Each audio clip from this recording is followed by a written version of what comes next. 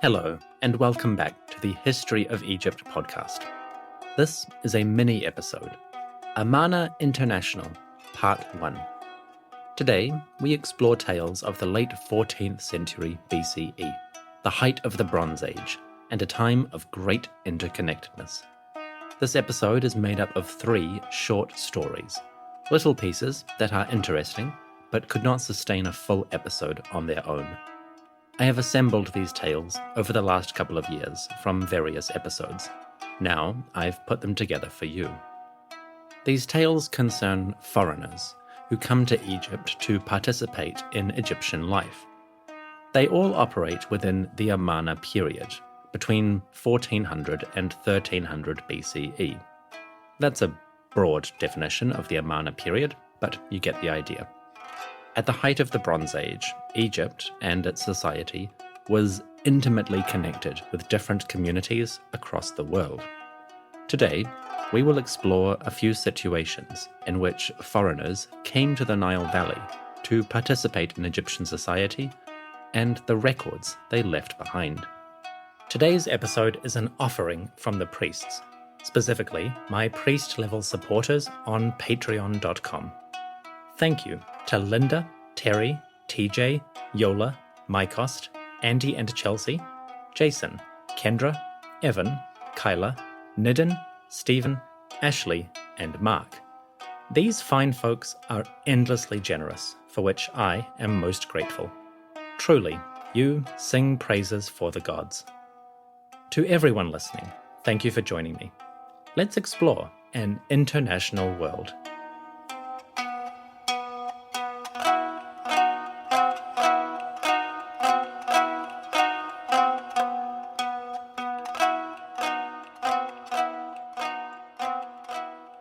Chapter 1. An Ancient Phrasebook.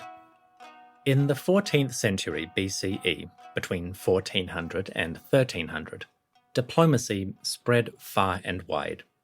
From Egypt to Babylon, Assyria to Hatti, Cyprus to Greece, Nubia to Anatolia, messengers travelled, traders traded, and different groups communicated.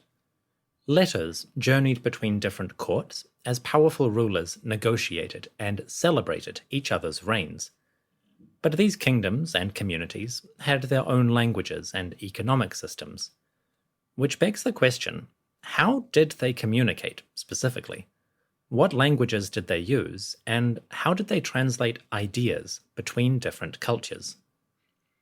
From the Amarna archives, we get a clue. A clay tablet covered in writing reveals the scribe's methods for communicating internationally.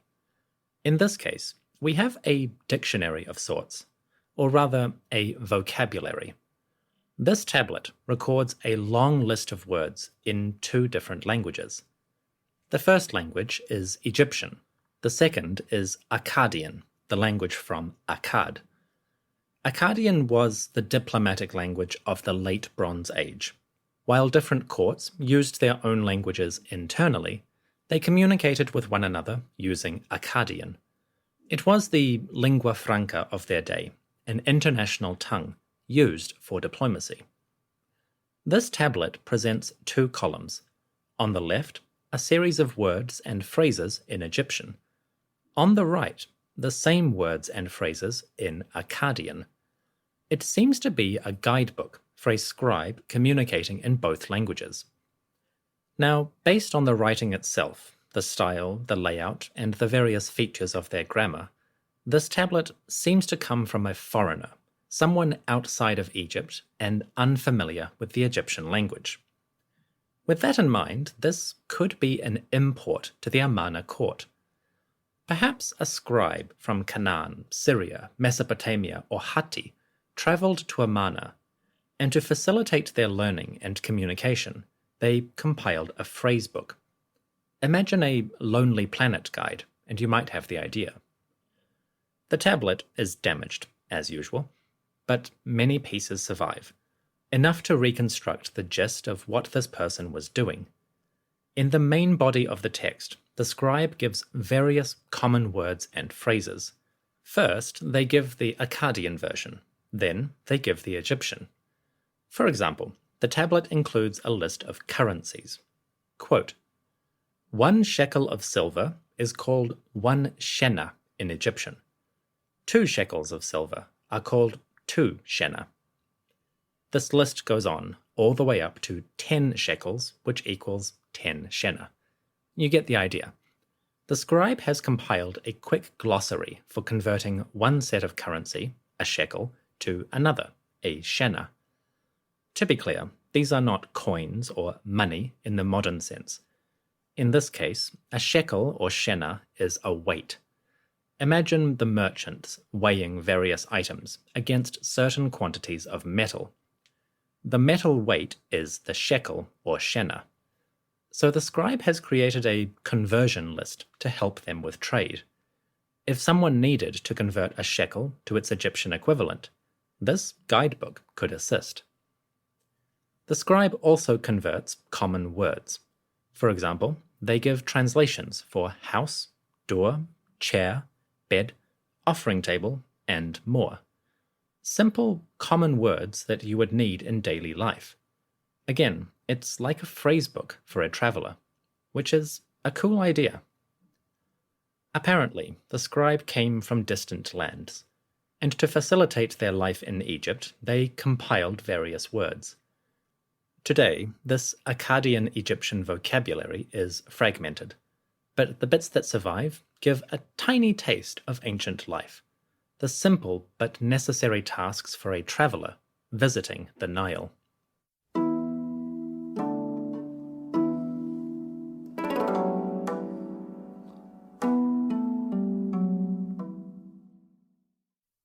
Chapter 2.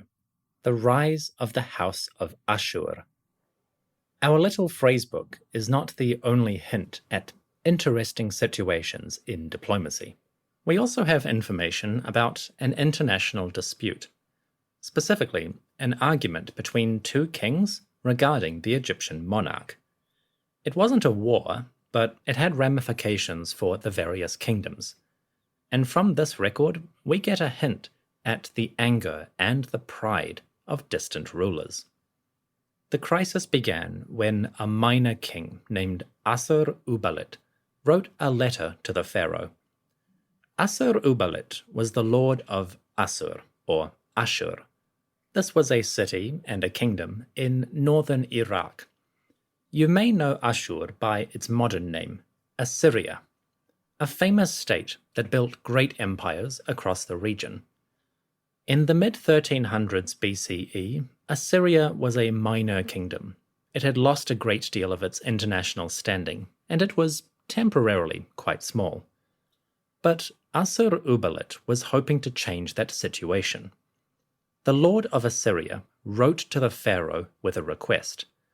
Would the king of Egypt acknowledge him as a ruler? Would the pharaoh grant Assur-uballit recognition and status? This was a simple request, but he was willing to pay handsomely for the privilege. Quote, "To the king of Egypt, thus speaks Assur-uballit, the king of Assyria.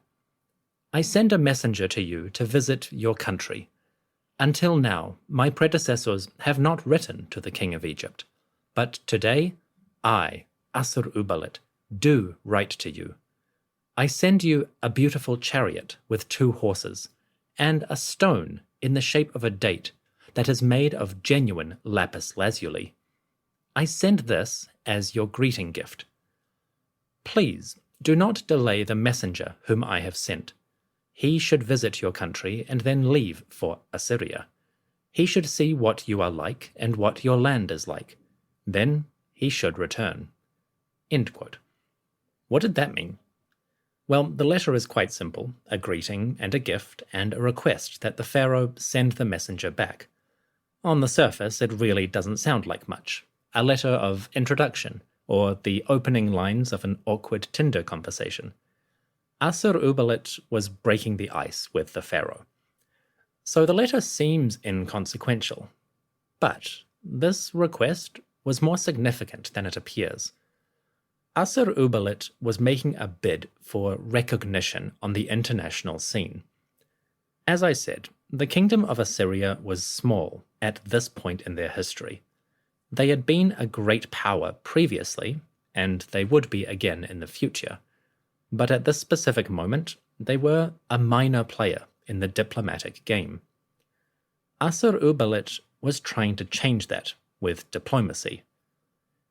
By writing to the king of Egypt, he sought recognition as a lord and monarch. That could be quite valuable. If the pharaoh, the king of Egypt, acknowledged his status, Assur-uballit would gain great prestige. At home, he could say, "The pharaoh is my friend," and when dealing with neighbours or rivals or negotiating, Assur-uballit could claim far greater status than before. In the late Bronze Age, recognition and prestige among the great powers was a valuable asset, even a tool in politics and diplomacy. That's still the case today. Consider how great political events can unfold when one nation tries to change its diplomatic status in relation to others. The basic idea is that Assur-uballit's letter might seem trivial, but reading between the lines, the king of Assyria was really shooting his shot, making a bid for power. Did it work? Well. Another letter survives, also from Assur-uballit. Here, the king of Assyria reports on what has happened since his previous message, and we get an idea of where things went. Quote, "To Nabkhururya, the great king, king of the land of Egypt, my brother. Thus speaks Assur-uballit, king of the land of Assyria, great king, your brother. When I saw your ambassadors, I rejoiced. May your envoys dwell in my presence in great comfort. I have sent as your greeting gift a beautiful royal chariot, 2 white horses, and another chariot, and a seal made of genuine lapis lazuli." End quote. Apparently, the pharaoh did respond to Assur-uballit's request. The king of Egypt sent envoys to Assyria bearing gifts. That was a clear statement that he acknowledged Assur-uballit, acknowledged him as a ruler, and recognized his status. In this one shot, the king of Assyria got everything he wanted, and that even comes through in his language. In the first letter, Assur-uballit was humble, even deferential. He addressed the king of Egypt formally, not using the pharaoh's name, and he described himself simply as king of Assyria, nothing too fancy. But in the second letter, he changes his tone. Now, Assur-uballit uses the pharaoh's name, Nabkhururya, which is Tutankhamun, so he addresses the king directly as a person. And for himself, Assur-uballit upgrades his description. Now, he calls himself the king of the land of Assyria, great king, and your brother. That is quite a self-promotion. In the space of 2 messages, Assur-uballit has seriously risen in prestige. The great king phrase is significant. In this period, the international scene was broadly divided between 2 classes of ruler. At the basic level, there were the kings, the Lugal in Akkadian. These were the rulers of various lands, the monarchs of small territories. We might call them princes or lords today, but they were kings in their own right. But then there were the great kings, the Lugal-gal in Akkadian. The great kings were the big boys. Today we might call them emperors. Lords who commanded multiple lands, multiple peoples and communities, multiple territories and states. The sort of rulers who gathered tribute and power from a great many places. So at a basic level, a king, or Lugal, was a local ruler. A great king, Lugal-gal, was an international ruler. There is more nuance there, of course, but that is a story for another day. Assur-uballit, king of Assyria, now claimed the title of Great King. He was making his bid for international prestige. If other rulers acknowledged him as a great king, then Assur-uballit might join that exclusive club, of the international emperors. In context, that was quite a gamble, because, as far as we can tell, Assyria hadn't changed that much in terms of its military or economic power. It was going to change very soon, but at the time this letter was written, the king of Assyria was still, officially, a minor power. So Assur-uballit's bid for great recognition was quite a gamble. Surely, his neighbours and rivals would have something to say about that. Assur-uballit's letters to the pharaoh were bold, and they enraged one of his competitors. The kingdom of Assyria was, broadly speaking, located in northern Iraq or Mesopotamia. But to the south, another kingdom held great power. This was the kingdom of Babylon, and the lords of Babylon were not happy with Assur-uballit's quest. Following the exchange between Egypt and Assyria, the king of Babylon also wrote to the pharaoh. This king, named Buraburias, was concerned with political events, and he engaged the king of Egypt directly on the issue. From the Amarna archive, Buraburias speaks his mind. Quote, "To Nibhurruria, Tutankhamun, the king of the land of Egypt, my brother, thus speaks Buraburias, the king of the land of Karduniash, Babylon, your brother. To me all is well. To you, your house, your wives, your sons, land, officials, horses, and chariots, may it be very well. Now, as for the Assyrian, Assur-ubballit, he is my vassal, my servant, and I am not the one who sent him to you. Why have they, the Assyrians, come to your country on their own authority? If you, Pharaoh, love me, then the Assyrians will conduct no business with you whatsoever. Send the envoys away. Send them to me, empty-handed." End quote. The letter is long. I have cut out a large section of it, but you get the gist. Buraburias, the king of Babylon, was furious at the impudence of his neighbour, and he told the pharaoh in plain language that he should reject the Assyrian request. The matter was serious, a matter of pride and respect between the great kings. Surely, Pharaoh would honour his friendship with Babylon before he honoured an upstart, wayward Assyrian. The dispute is fascinating, both from a personal and political point of view. As I said, Assyria was technically a minor power at this point. That was changing, but in terms of international prestige, the king of Babylon far outranked the Assyrians. From the language of Buraburias, we get a sense that, at this point, the lords of Babylon claimed rulership over the Assyrian lands. At the very least, they claimed tribute and service from the Assyrian kings. So when Buraburias calls Assur-ubballit his vassal, we have to assume that there is a long-standing relationship between these two powers. The fact that the king of Egypt is getting drawn into this dispute is fascinating. I don't need to tell you that it is a long way between Babylon and Assyria and the land of Egypt. The messengers who were conducting these negotiations had to travel for weeks or months just to deliver each letter, and they probably had to stay in each country for several weeks at a time, while each court or government considered their situation. With that in mind, we sort of have a slow-motion car crash between three great powers, or rather, between two great powers and one minor power who was trying to become great. Looking at it personally, it's almost funny. Buraburias seems very put out that his wayward vassal Assur-ubballit would dare to transgress his authority.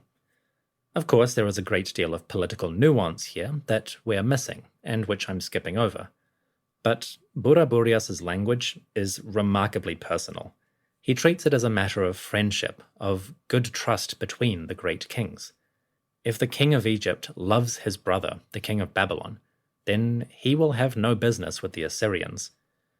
It's almost like a playground argument. If you're friends with me, then don't be friends with that person. But, at an international scale. Unfortunately, we don't know what came of this dispute. The letter from Babylon is the last fragment recording these events, so the outcome of this crisis remains uncertain. Did the pharaoh back down and revoke Assyria's friendship status? Or did the king of Egypt ignore his distant cousin, Buraburias, and carry on as before? Did the king of Babylon make any attempt to slap the Assyrians down, perhaps by diplomacy or conflict? Again, we simply don't know.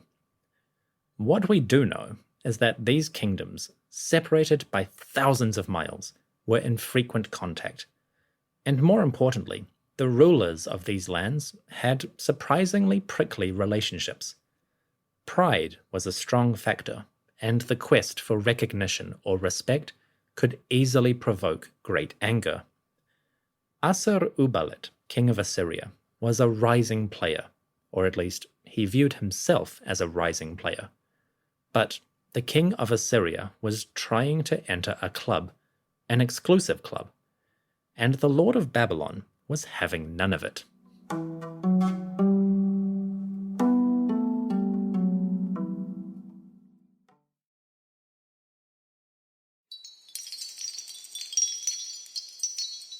Chapter 3. The Servant of El.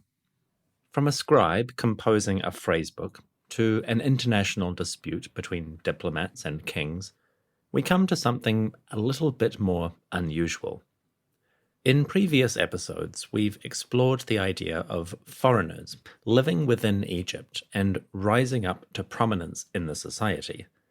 Back in the days of Amunhotep II and Thutmose III, around 1400 or so, there is a great deal of evidence for non-Egyptians, quote-unquote, gaining great prominence in Egyptian society.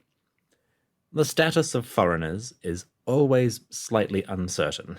We know that there was a great deal of flexibility around this, but there could also be a great deal of prejudice, at least at the official level. The pharaohs, in public and propaganda, had a somewhat antagonistic relationship with outsiders. But that is a surface-level interpretation. Behind the scenes, there is a lot more variation and a lot more nuance to these relationships. The man I am about to discuss is an excellent example of this situation. In 1987, an archaeological expedition at Saqqara unearthed a tomb. The tomb was dug into a cliff overlooking the Nile Valley. It was relatively simple in its design: a corridor, a columned hall, a staircase leading down to subterranean passages. But as the excavators dug, the tomb went deeper and deeper. From the first corridors and halls, the tomb opened into a shaft, and at the bottom of that shaft, a series of chambers appeared. The tomb is deep, cut well down into the bedrock, and it's complicated architecturally. So whoever built this tomb was a prominent individual with wealth and status in society. So far, that's pretty typical. The Saqqara necropolis is home to a great many tombs from powerful and prominent individuals, especially in Dynasty 18. The reason this tomb was significant was its owner, specifically the name of the owner, and the evidence that we have about his origins. The tomb belongs to a man named Aper-El. This roughly translates as the servant of El. El is a god, or the god, and it seems to be a common phrase in Canaan, Syria, and Mesopotamia for references to the great deity, the all-powerful creator. That is a really basic description. I've skipped over a lot of nuance there, but you get the gist. El is a reference to a significantly powerful deity, or cosmic creator. So who is this Aper-El, the servant of El, and why does he have such a large tomb in the necropolis of Saqqara? We'll start with the basics. Aper-El seems to be a foreigner, quote-unquote, or at the very least, somebody with a foreign heritage. It's entirely possible that Aper-El was born in Egypt, grew up there, and lived his entire life in the land of the Nile. But his family, at least, had some connection to Canaan, Syria, or Mesopotamia. A connection strong enough to use a name like Aper-El, the servant of El. Strictly speaking, it doesn't matter exactly where he came from. The point is where Aper-El went during his lifetime. Aper-El was a high-ranking official during the Amarna period. Our first reference to him comes from the early years of Amun-hotep IV, the king who later became Akhenaten.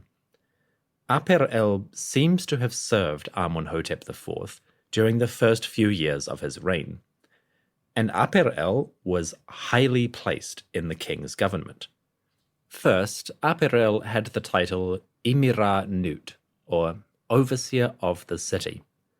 This is probably a reference to the nearby city of Memphis, or Men-Nefer. It's possible that Aper-El was the mayor or governor of that region. But he had an even greater title as well. Aper-El was the Chatti. The Chatti is commonly translated as vizier, although you could also say prime minister or governor. Whatever the exact nuance, the Chatti is one of the highest-ranking officials in the government. Technically, the Chatti is second only to the king. In the 18th dynasty, Egypt had two Chatti, a Chatti for the north and a Chatti for the south. Aper-El seems to be the Chatti of the north. This means he was Amun-hotep IV's representative in the city of Memphis, the lands of the Delta, and perhaps the northern territories. This means that Aper-El, the servant of El, was, for a time, one of the highest officials in Akhenaten's government. Now, as I said, we don't know exactly where Aper-El comes from. It's entirely possible he was a foreigner who somehow rose high in the government, or he may have lived in Egypt his whole life. Aper-El does not make any reference to his early career or his childhood, at least not within his tomb. So Aper-El appears fully formed as the Chatti, or governor, and overseer of the city. This means that we are missing most of his backstory, which today is quite unfortunate. But working backwards, we can reconstruct a few elements. It's quite likely that Aper-El became a high official during the reign of Amun-hotep III, the father of Amun-hotep IV / Akhenaten. The reign of Amun-hotep III is well known for the extravagant wealth of the court, the international connections of Egyptian society, and plenty of evidence for foreigners visiting the region. It's entirely possible that Aper-El came to Egypt during the reign of Amun-hotep III, or he came to prominence in that particularly cosmopolitan international court. You can read that either way. On the evidence we have, we don't know where he comes from. But what we do know is that Amun-hotep IV, Akhenaten, continued to employ Aper-El as his high official. He even gave him a rather distinctive title. Another job that appears in Aper-El's tomb is First Servant of the Aten. This seems to be a title related to priests who would manage and oversee the temples of Aten that existed throughout Egypt. So Aper-El was probably in charge of a local shrine to the sun god Aten, which would give him access to wealth and resources, because Amun-hotep IV, Akhenaten, distributed huge quantities of supplies to the Aten temples. A position like first servant would also imply that Aper-El was close to Akhenaten in some capacity. At the very least, Akhenaten trusted Aper-El enough to raise him high in the temple hierarchy. For a king like Akhenaten, who was so obsessed with that one particular deity, that suggests great trust or respect between the official and the king. Based on the king's respect, his esteem, Aper-El had permission and could afford to build a magnificent tomb. This tomb at Saqqara was discovered in 1987, and it's been under a slow excavation ever since. Unfortunately, the tomb itself is in quite poor condition. The subterranean levels, the chambers down at the bottom, are quite unstable. The rock is damaged. So archaeologists must work slowly, with a careful eye for conservation and structural integrity. The downside of this is that, although it was discovered in 1987, the tomb itself still hasn't been published. The lead excavator, Professor Alan Zeefe, has published a few articles on Aper'el and a couple of small discussions in some of his books, but a full scientific publication of this tomb has not yet happened. That's unfortunate. I want to go deeper into this man's career, his life, and what we can say about him. But for now, reliable information is still forthcoming. What we can say is that the tomb was large, it was complex architecturally, it had beautiful decorations, and when it was used, the burial furnishings of Aper'el and his family were quite beautiful. Remarkably, archaeologists found the mummy of Aper'el, his wife, and one of his sons in the tomb itself.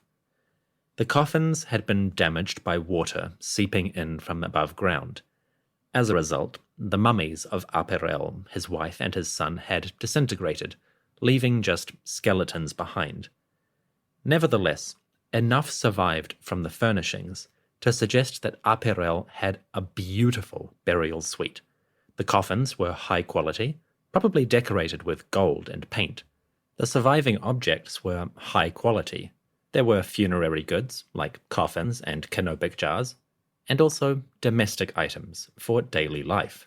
The burial included cosmetic dishes carved in the shape of fish, a sort of bust in the shape of a woman's head, probably designed for holding a wig, pieces of jewellery, and even a ceremonial measuring stick, a cubit rod, that may have been a donation from the king himself.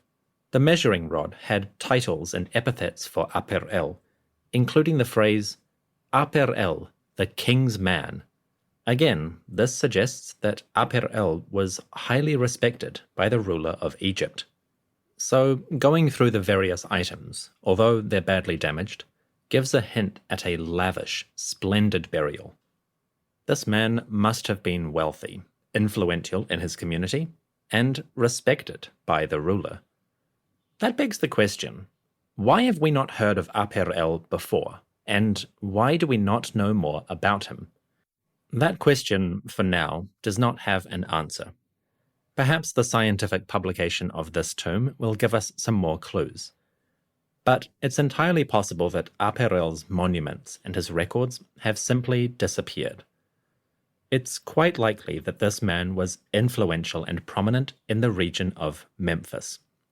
Now, unfortunately, the city of Memphis is mostly lost archaeologically.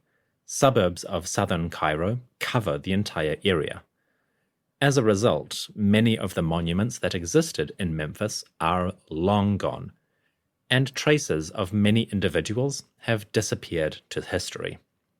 Perhaps Aper'el was visible and prominent in the region at the time, but 3,000 years have simply erased what was left. We can't rule that out. But for now, it's an interesting question. This man, with a distinctly foreign name, rose high in the court of Amunhotep III and Akhenaten in his early years. Aper'el built a lavish tomb in the necropolis of Saqqara, and eventually, Aper'el himself, plus his wife and his son, were buried in that tomb. Today, the monument is still under excavation, but hopefully, the future will reveal more and more clues about this man, about his family, and about their lives. Aper'el is an intriguing question mark, so hopefully, we can return to him in the future.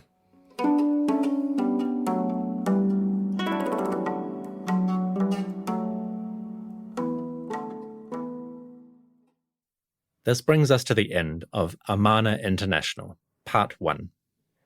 In Part 2, we're going to look at another area of the world that had strong connections to Egypt. During the Amarna Period, the late 14th century BCE, we also have a great deal of information about connections between the Egyptians and the Mediterranean and Aegean. I've explored a few of those recently, but now we have even more tales to discuss. So, join me soon for Amarna International Part 2, in which we find evidence for pirates on the Mediterranean coast, connections with Aegean or Mycenaean people, and even distant connections with the tale of Odysseus. That's all from me. I will see you soon. Take care, and may the gods bless your travels.